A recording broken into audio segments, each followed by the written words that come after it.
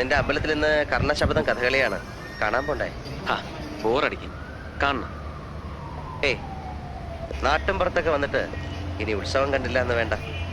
ശരി, എങ്കിൽ പോവാം. ഇറങ്ങിക്കോ, ഞാൻ റെഡിയാണ്. ഒരു മിനിറ്റ്. ആ,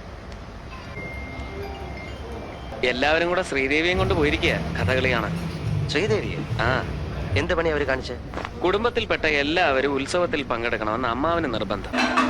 എന്നെ അവഗണിച്ച് അവരോട് ആഹ്വാനവും മറ്റും നടത്താൻ പോവല്ലേ? സാരല്ലേ, ഇങ്ങനെ വരുമെന്ന് നോക്കാം.